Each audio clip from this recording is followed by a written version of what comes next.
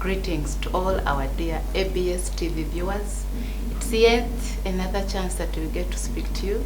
I'm your host, Maitina Revansam, and this is your show, Stolechi What's Up. It is sponsored by Savio Senior Secondary School.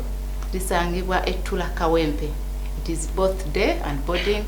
It has O and A level. But now that we are in holidays, fubanyo itirayo, check and talk to the administrators for your child's position.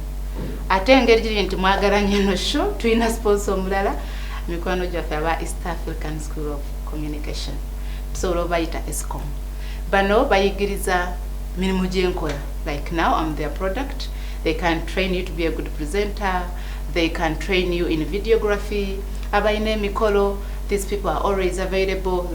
They don't only train, but they baja kujja bakwate n'emikolo gyo so they create memories for a lifetime. Ate bakola ne camera work. So bwe beetaze kuba ku simu enamba 0704 37 28 52. Otherwise tulokalire katunyumyemu leero sirinzeka nazze n'omugenyi nja kuba mbanjulira mu kaseera katono. Nayenga, it is known to most of you, it is said and known to most of us that racism is almost all over the world. Racism kwesosola mu mawanga ebintu ebifaniriza ng'ebyo, and more so to say Morocco. Most of you could have watched or heard via the news nti waliwo are they called Moroccans? The people in Morocco, the ones who assume that they are the indigenous people of Morocco, the ones that assume to have been the real people and belong in Morocco, have been seen in news beating the black Africans. Naye ffe tetubyogera bwogezi wano ku Stolechi ku WhatsApp tuyina mugenyi waffe Andrew. Yabade, he has been in Morocco, he lived in Morocco, so he experienced this that we are talking about. Bino byomulaba mawulire yabeerayo yabiraba. So tukwaniriza nnyo. Yeah. Welcome to the show. Uza kubalabi baffe. Hello listeners and the viewers. I'm called Andrew Mwebesa. I'm from Port of Western Uganda. The only city with an English name in Uganda. And I'm really happy to be here. So I have more for you to tell you about racism in Morocco and the rest of the world. Toyanziza nnyo Andrew. Thank you for sparing time to come tukusamu ekitiibwa. Thank you. Ate saala gamba tutukusaasirako simanye ebyafaayo, but I'm hoping to hear either good news or bad news, but tell us kituufu byetuwulire Morocco nti aba enzaalibwa za Morocco basosola oba bayiganya or they discriminate the black Africans. Bana baba bazenga abatuuze nga refugees we can say. Kituufu oba wolokoso? First of all, in Morocco is not in North Africa, right? It has a population of over 37 point something million people. But the Africans who are living in Morocco, like, you know, Africans, they migrate from Nigeria, Guinea, from countries like Nigeria. They move to Morocco so that they can travel to European countries like Poland. They go to Portugal, Spain. So they use Morocco. They reach in Morocco and they stay there so that they plan how to move to. They use Morocco Europe, as a pathway to their destination. As a pathway. And it's very true that Moroccans, they treat black people as no humans. Someone will see you like policeman. If he see you are black, automatically he will call other members. They think that you are wild. They will surround you. Is it more of like slavery? You know, kusomero twasoma slave trade, twasoma slavery abantu omuntu munno wa kuyisanga ekisolo. No, in Morocco, most Africans are not working in Morocco. Of course, they are also struggling. They're also struggling as how we see them. They're also struggling financially. They are not financially stable. when someone approaches you, most especially they're not after work or what, they're after our color. They don't like us. They think we are suspects. So it's about skin color. Skin color. The black skin. Yeah. So what if I'm from Morocco but I'm not as white? Yeah, they are there also. It means I can afford a victim, right? Yeah. Okay. They are there Moroccans. What separates them is the language. If you speak their language, and the problem, if you can speak Spanish, you can speak Arabic, if you can speak French, you can survive in Morocco. You can survive because they will arrest you and you have no communication to them. You cannot communicate anything. Like, I have a visa, I have these things, like, I'm okay. You will tell them in English, they don't understand anything. They speak very little. Actually, they don't understand anything in English. Okay. Yeah. Let's take back our viewers. Yeah. Which year were you in Morocco? I was in Morocco July. I went to July 3rd in Morocco of 2023. And Okay, that's last year. Last year. So the information you're giving us is so up to date. Yeah. I went to Morocco. I went to work for one of the famous ladies. She was the first female mayor in Morocco, Asma Chabi. So she invited me. She sent me invitation, visa, and all that. Upon reaching Morocco, things changed immediately. Because as a matter of the fact, for me, was because of my color. I wasn't welcomed in the country. It's like I wasn't welcomed in the country. I spent almost 24 hours in the airport without exiting. They say someone who invited you is supposed to pick you. But she was communicating to them that it's okay, you can send him. Till finally she came and picked me from the airport. We took the train and we reached in Marrakech, Rabat. That is the capital of Morocco. Because Marrakech is the national city, like where there's airport. It's like the Kampala of Uganda, you say? Yeah, like Kampala. But one of the famous cities, it is Rabat. So it's very hard in Morocco. You travel very long distance, a very big country. You can travel for over 12 hours. You're traveling to another city. They use trains. They have trains. They use camel. And they are poor, actually. You know how people think that those people are rich, they don't have money. They are struggling as well. Yeah. The mayor who invited you. Yeah, she's a former mayor. Yeah. Former mayor. Yeah, that gives her a position of knowing the culture in Morocco. Wasn't she aware that you are going to find a hard time, or could she have been part of the Orukwe? To make your life hard? I'm very sure these people, they have plastic smile. They have plastic smile. She will say that I'm going to support you. We're going to do this place as well. Everything is okay. And someone can put money in you, and she doesn't care what will happen to you. Really? Yeah, because when I reached, I went to her home. I was staying at her place. I spent there a week. Then in Marrakech. Then we moved from Marrakech. In that 1 week, I moved to Rabat. When I moved to Rabat, I didn't hear any communication from her. How did you move to Rabat? Was your boss now the one from Uganda? Yeah, she transferred me from Marrakech to Rabat. Why transfer? That's where you were finding a job? No. What kind of arrangement was that? I was not finding a job. I was working for her. I'm an artist. I was supposed to be doing some art for her in Rabat because they have a gallery there where they're selling art from. So as we're in the process of that, on the 14th day, I think, she called me. She said, my company, my family, they're not agreeing, like, working with blacks. In the company, I was going to be the first black guy to work for the them. company. He said the staff and the management, they're like, they are not okay working with yeah, you. they don't want to work with the black guy. And like, I was like, okay, that's okay. If they don't want me in good faith, I will return back home. I will return back to Uganda because I love my country. I love being here. It's beautiful, weather is good, we have money, we are rich, we are beautiful people. So I told her it's okay. Days passed on, and she didn't check on me for the last, that was 2 days. I tried to call her. The phone was not going through. I asked myself, what is happening? Hey, so the interpretation was, if you are not welcomed by the colleagues, the company, abantu bali ogenda kukola nabo, the interpretation was find your way out and go back to Uganda. Or I'm thinking that was the expectation.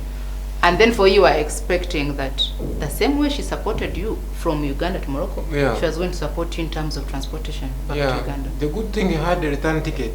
Okay, nice. But that one was not enough if you, because I was working in Dubai. I had a very good job. I was working, and I resigned on my job. Upon my job in Dubai, I resigned. I said, I can, because in Morocco we were going to be working from Morocco, and Spain, because they are close. Spain, Portugal, Morocco, France, they are all close. So I saw it as an opportunity to work in Europe and to grow further. So I resigned from my company, and I returned back home to move to Morocco. For green pastures, for like the we green all pasture, do. to have some dollars, to make some good money. Because I had spent some years in Dubai, and COVID came and things were really tough in Dubai, so I decided, maybe this was a good one for me, so let me move to Morocco. But it was really not enough. It was really not good. Things became tough. I went through a lot. Upon traveling to Morocco, things changed. I lost money. I had spent a lot of money. But what I can say, can tell the viewers, the young men, women out there, is that life doesn't begin where you fail. No, it doesn't end where you fail. You can move on. You can change your mentality. There are a lot of things we can achieve. You can fail, but still you can move on again. Things will fail. Andrew, paint for us a picture. When you say a lot happened, you suffered a lot. Help me and my viewer. Take us through the journey. You're saying you put in a lot of money. Was that your money, or the boss who was inviting you also put in money? Paint a picture so that it prepares all of us who are hoping to get green pastures in that country, so that we are able to appreciate and understand what we hear in the news. And we are lucky to have you now. Your hands-on, you've been there. What do you mean by you suffered a lot? Right from transportation to Morocco, what happened? Going to Morocco, you need money. You need some good money in your pocket. Of course, everything is expensive. Food, you find the food that is there. They eat bread. They eat bread. The food they are eating, you find you can't manage the food. You have to buy food that really favorite for you. And Morocco is expensive, very expensive. You can't live in Morocco for 1 month when you're not working. And I don't advise any Ugandan, if you want to go to Morocco, if you can't speak Arabic, if you can't speak French or Portuguese or Spanish, please don't bother. It's very hard living in Morocco when you don't have any of those. You don't have money, because I had money. You can't go without money. I had some money in my pocket, and for her, she just helped me with the visa and the ticket. The rest was for me. Of course, traveling, you have to invest in also. Where I was sleeping, I paid for myself some of those things, and just she provided few things to me. It's really tough. I think it was okay, because there you were investing in yourself, hoping for better pay, because you are going to work. So there we can understand. It's okay. And then now you have put in the money. Halas, you have arrived at Morocco airport. You have finished.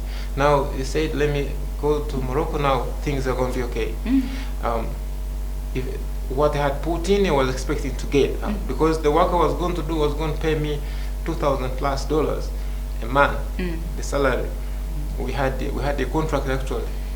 I had signed the contract. I had the contract with them. You signed it before leaving Uganda, or on the arrival? On the arrival. When I reached, we signed the contract and everything was done.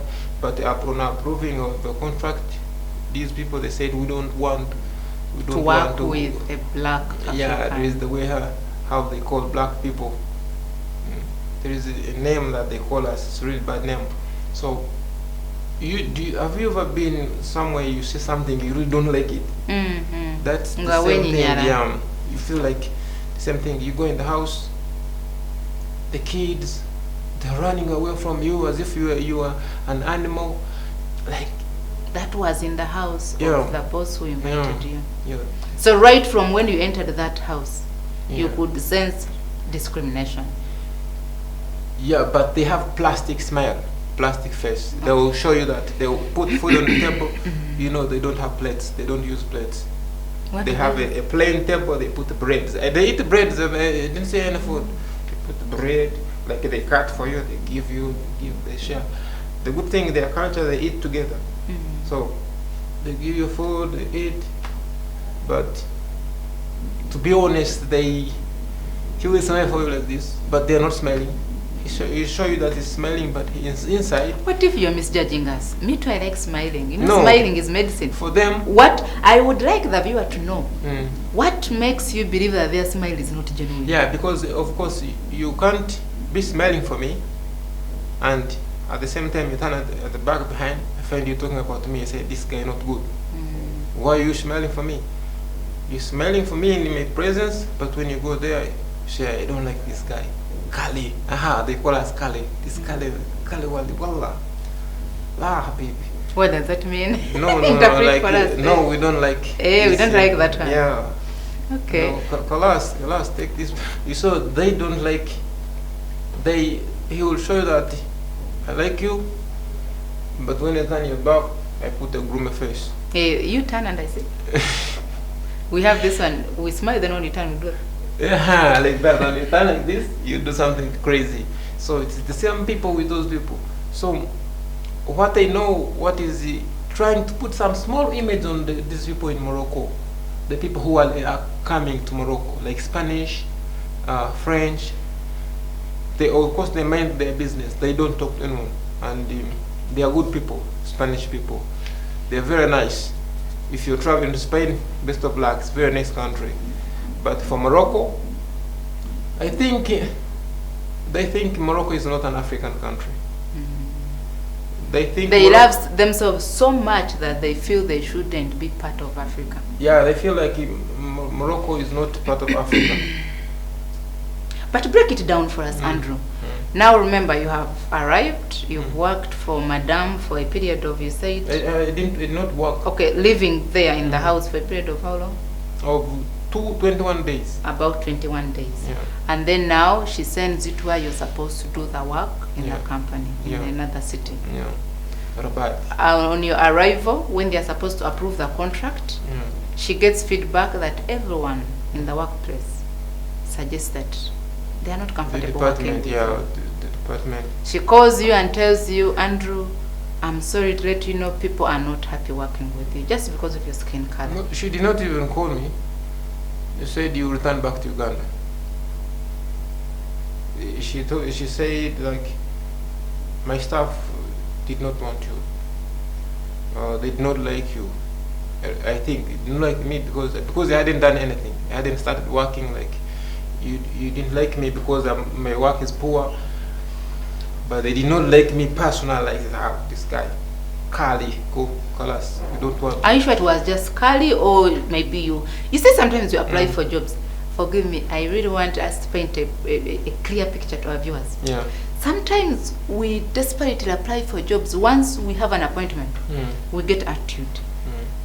I would like you to put this clear to the viewers that it wasn't about maybe you gave them bad attitude. No, I'm always smiling. I'm always happy. I would like you to tell us the real reasons why they told Madame, we don't like to work with this gentleman. Yeah, because for the very first time when I reached in Rabat, where I saw this police, they were moving in a truck. I didn't know what culture, how they do. They surrounded me like as if I was a terrorist. They surrounded me. They spoke Arabic, French. I didn't understand, but they had ID. There's how they call it, ID. He said I'm in my room because I was in my apartment. I went to the grocery down, going to the grocery to buy something. That's why they found me on the street. I was moving on the street. Yes, me ID. I said, I'm in my room. I can't buy something. They don't understand what I'm saying. I can't buy to I try and show them signs like I want to eat. They say no. When the girl they put me in a truck down like this, like a suspect. They took me to police. I spent there almost 24 hours in a cell. No food, no what. I haven't eaten. Very hungry now. So from there, I started thinking like, now it's my first day in the country. How about the days to come? How am I going to be? How am I going to live in this country like this? And the good thing, they show me the attitude, you know. They start showing me the attitude, how they don't want to help me at all. And the apartment where they put me, there was no bed. There was a mattress. I think there were even bed bags on the mattress. Imagine you're a visitor, you're someone that they brought to stay in the place. The room is not mopped. I think it has been there for almost 2 years. No one is living there. There is like Nabubi, there was something like that. I had to clean the house. I had to remove the bed sheets and wash them by myself where you can sleep. They didn't care because I saw it myself. You go to the grocery to buy food, yes, like in a restaurant, I want to eat something. They say you bring money first. Oh, so I thought maybe it is the culture. I gave money first. But when someone came, he's a local, he say, I want food, because I hear some Arabic, you know. But they gave him food. He sat down, they gave him food. After eating, I said, what is this? And he paid after. But for me, they wanted me to pay immediately before I eat. He said, maybe in Uganda, like the way how we do it in Kampala, maybe they are doing it like that. But for me, they said you have to pay first. But for the local, you close eating after then paying. Okay, Andrew. Yeah. Maybe someone can say, someone viewing, could say, yeah, you can't trust someone you don't know in the village. There you have to ask for money first. But like for me on my neighboring shop, because they know me, I can just call and send my girl to pick those goods. I will pay later. Maybe it can be that. But let us go back at the point of the ID. Aojeba kuyingiza muka police truck under there. Yeah. Could it be like if you had shown them their ID, maybe they are on the patrol, they are doing their job. If they ask for ID and you give them, is it okay they can let you be? Could it be back because you didn't have the documents and maybe bekengera for the security of the country? Help us understand. If you show them their ID, could it be okay, or still they will? If you show them your ID, they could let you go. They could leave you, but they're critical on black people. Even if you could show them the ID, the passport, because they didn't have ID, show them passport or visa, still they will ask you a lot of questions. I have to answer some questions, because it's a building, it's a flat, so I dropped down, there's a grocery down, so I went to buy some things to eat. So I was entering, he called me like this, Habibi, tal. Habibi means what? Media, come, please come. I thought maybe he want to ask me something, he want to say welcome to Morocco. I saw guys coming out of the van, opening. Surrounding you everywhere, they're speaking French. I was like, any problem? They don't understand what I'm saying, of course. Say, visa. They say, me room. They started speaking broken English. If I have to speak broken English like in Dubai. Me room. Visa, room.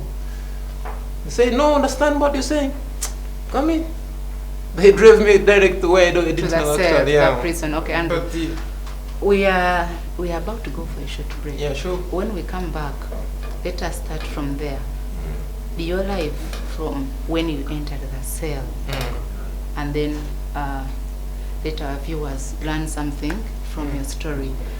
This is Stority WhatsApp, where you get to know so many about what is happening around the world. I'm your host, Maiti Nareva Nsamba, and this show is brought to you by East African School of Communication, the team that has shaped me to what I am as a presenter. They do videography, they also train you in camera work. Without forgetting our school, for all parents who have children, the school is only one, Xavier Senior Secondary School, found in Tula, Kawempe. See you after show.